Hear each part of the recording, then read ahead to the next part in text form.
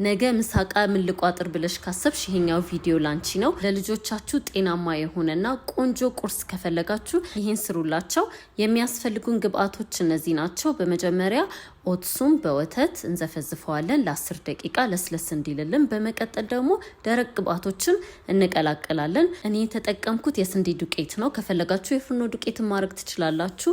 የተፈጨ ቀረፋ፣ ቤኪንግ እና ጨው አርጋችሁ አንድ ላይ ትቀላቅሉታላችሁ።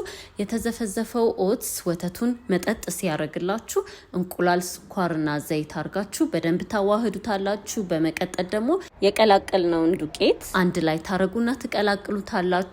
ከዛ ፓትራችሁ ላይ አርጋችሁ ማብሰል ነው። እኔ ቸኮሌት ቺፕስ ላይ አርጋለሁ፣ ግዴታ አይደለም። ላዩ ላይ ዘቢብ፣ ለውዝ፣ ሌሎችም የመሳሰሉ ነገሮችን ማድረግ ትችላላችሁ። እና እቺን አሁን ሰርታችሁ ካደራችሁ ነገ ምንም ሐሳብ አይኖርባችሁም። ሌላ ደግሞ ይሄኛው ሜዠሪንግ ካፕ ስትጠይቁኝ ለነበራችሁ ይሄኛው ቆንጆ ሃይ ኳሊቲ የሆነ ሜዠሪንግ ካፕ ነው። በጣም ብዙ ሰው ወዶታል እና በአዲስ መልክ በብዛት አስገብተናል። ሌሎች የኬክ የኩኪስ እቃዎችና ግብአቶችን በጣም ብዙ አስገብተናል። ቪዲዮዬን ከወደዳችሁት ላይክ ማድረግ እንዳትረሱ፣ ፎሎ ማድረጋችሁንም እንዳትረሱ። አመሰግናለሁ።